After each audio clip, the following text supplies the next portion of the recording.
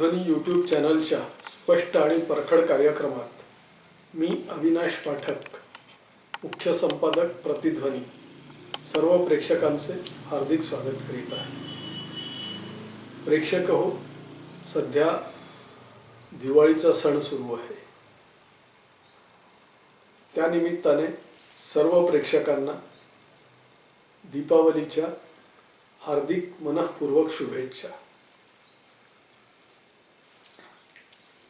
मधले काही दिवस महाराष्ट्राचे उपमुख्यमंत्री क्रमांक 2 अजितदादा पवार हे आजारी असल्याच्या बातम्या होत्या. एक 2-3 दिवसांपूर्वी त्यांची तब्येत सुधारली आणि ते आपले एक काका प्रतापराव पवार यांच्या बंगल्यावर पवार कुटुंबियांचं जे दीपावली स्नेहमिलन ठरलं होतं तिथे पोहोचल्याची बातमी सर्व माध्यमांनी दाखवली. तिथे त्यांचे राजकीय गॉडफादर आणि काका शरदराव पवार हे देखील होते. त्यांच्यात आणि शरद पवारांमध्ये चर्चाही झाल्याची बातमी आहे. आणि तिथून अजितदादा निघाले ते थेट दिल्लीलाच पोहोचले. त्यांच्यासोबत प्रफुल्ल पटेल, सुनील तटकरे हे त्यांचे साथीदारही होते. आणि ही सर्व मंडळी अमित शहांना भेटली. त्यानंतर माध्यमांमध्ये बातम्या सुरू झाल्या की शरद पवारांची आणि अजितदादांची जी काही चर्चा झाली त्या चर्चेत अजितदादांनी शरद पवारांना भाजप सोबत येण्यासंबंधी आग्रह केलेला आहे. त्याला शरद पवारांनी होकार दिला आहे. आणि आता त्या दृष्टीने अमित शहांशी बोलणी करायला अजित पवार प्रफुल्ल पटेलांना सोबत घेऊन दिल्लीला गेले होते. या बातम्या जशा माध्यमांनी सुरू केल्या तसं राजकीय वर्तुळात चांगलीच खळबळ उडाली. काँग्रेसचे विजय वडेट्टीवार यांनी त्याच्यावर टीकास्त्र सुरू केलं. अपक्ष आमदार जगजितसिंह राणा यांनीही त्याच्यावर भाष्य केलं. संजय राऊतही बोलायला निघाले. अशी सगळी एकमेकांवर टीकास्त्र सोडण्याची रणधुमाळी सुरू झाली. आणि सामान्य नागरिकांमध्ये या बाबतीत चर्चा सुरू झाली की खरंच शरद पवार भाजप सोबत जातील का. प्रेक्षक हो, मला हा प्रश्न विचाराल तर मी एकच उत्तर देईल, शरद पवार काहीही करू शकतात. मुळात इथे मुद्दा असा आहे की शरद पवार लाखही जायचं म्हटलं तरी भाजपचे लोक त्यांना आपल्या सोबत नेतील का. आता तुम्ही म्हणाल की अजित पवारांना जर सोबत घेतलं तर शरद पवारांना घ्यायला काय हरकत आहे. याच 2 मुद्द्यांवर या व्हिडिओत आज आपण चर्चा करतो आहोत. मी आधी म्हटलं की शरद पवार काहीही करू शकतात. हो, आपला राजकीय उल्लू सीधा करून घेण्यासाठी शरद पवार काहीही करू शकतात आणि कोणाशीही मैत्री करू शकतात, कोणाच्याही गळ्यात पडू शकतात. शरद पवारांचं एक स्वप्न होतं देशाचा पंतप्रधान बनण्याचं. अर्थात आजच्या स्थितीत ते भाजप सोबत गेले तरी ते स्वप्न पूर्ण होणार नाहीये. हरकत नाही, पण राष्ट्रपती तरी होता आलं तर बघावं हाही त्यांचा प्रयत्न राहील. पण भाजपचे लोक, विशेषतः मोदी आणि शहा, शरद पवारांना राष्ट्रपती करून विकतचं दुखणं सोबत घेणार नाहीत.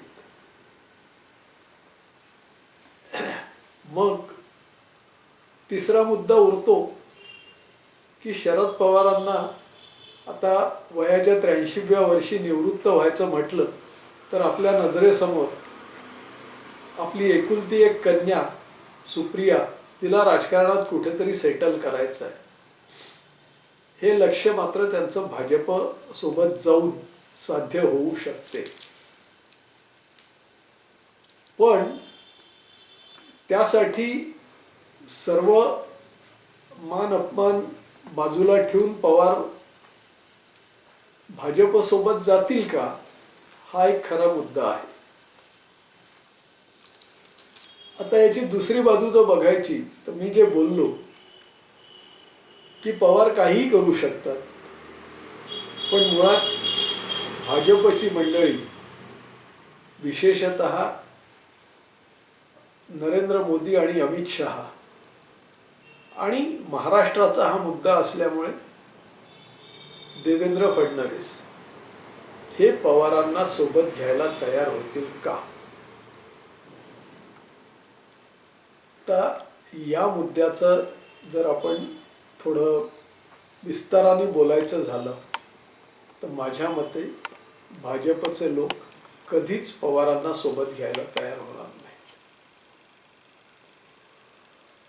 याला कारण काय, तर पवारांचं 1978 पासूनचं राजकीय बॅकग्राऊंड,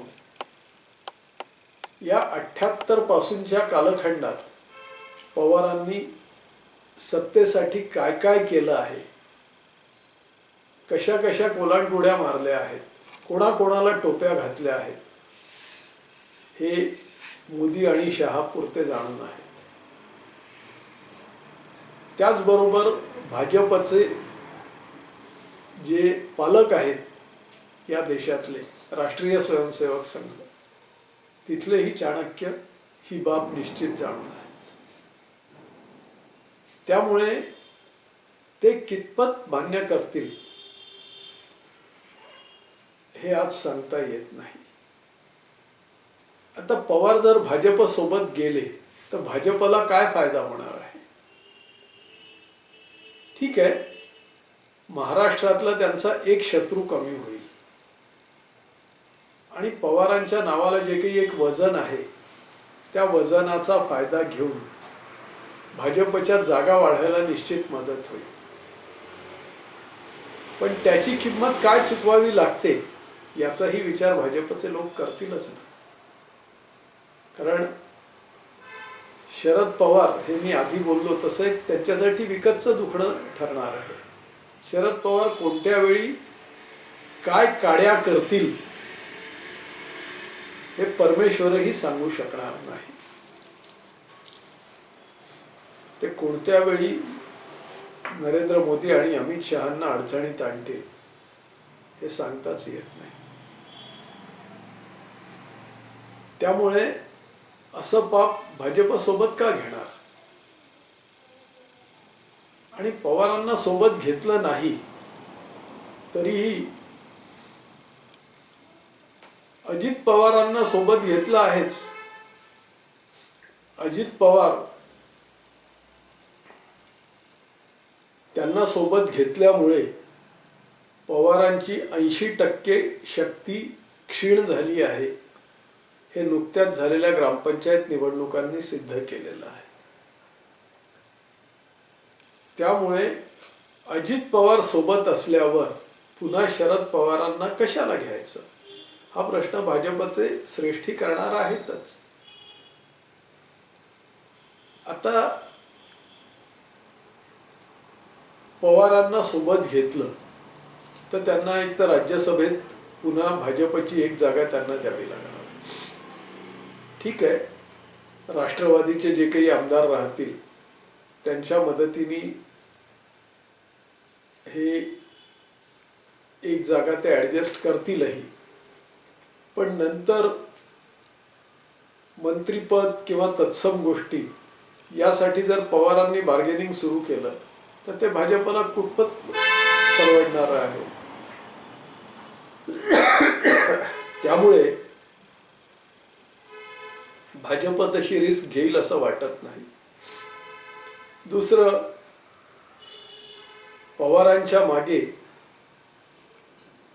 भरपूर खऱ्या खोट्या भानगडीही आहेत. लवासा आहे, अजून बाल्कनीत वांग्याची शेती करण्याचा प्रकार आहे, असे अनेक खरे खोटे प्रकार त्यांच्या नावावर आहेत.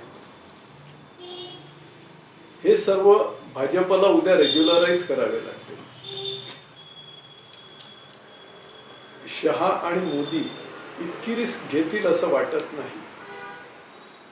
कारण पवारांना सोबत घेतलं तर महाराष्ट्रातला काही वर्ग कदाचित भाजपला मतं देईल, पण संघ स्वयंसेवक असलेला फार मोठा वर्ग जो पवारांच्या विरोधात आहे तो नक्की दुखावेल. ही भीतीही भाजपच्या मनात निश्चित राहीलच.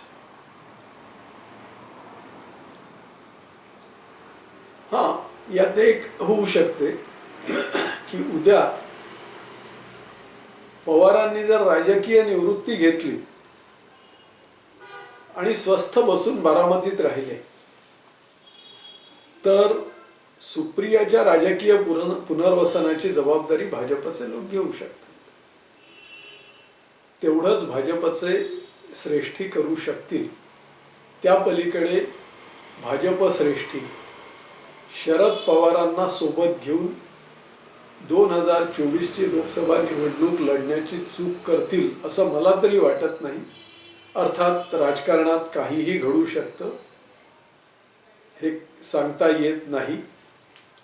खूप वर्षापूर्वी एकदा महाराष्ट्रातलेच ज्येष्ठ नेते बॅरिस्टर शेषराव वानखेडे हे पत्रकारांशी बोलताना म्हणाले होते की राजकारण हे वळवावरच्या पाण्यासारखं झालं आहे. सकाळचा मित्र हा संध्याकाळचा शत्रू असतो. तसंच काही घडलं तर गोष्ट वेगळी, पण सद्यस्थितीत भाजपचे नेते म्हणजेच मोदी, शहा आणि फडणवीस हे पवारांना सोबत घेतील अशी सुतरामही शक्यता दिसत नाही. प्रेक्षक हो, हा व्हिडिओ आपल्याला कसा वाटला ते निश्चित कळवा. आपल्याला आवडला असेल तर तो शेअर करा, लाईक करा, इतरांनाही पाठवा, त्यांनाही लाईक करायला आणि शेअर करायला सांगा. आपण प्रतिध्वनी यूट्यूब चॅनलचे सबस्क्रायबर झाले असालच, नसाल तर ताबडतोब सबस्क्राईब करा आणि इतरांनाही सबस्क्राईब करायला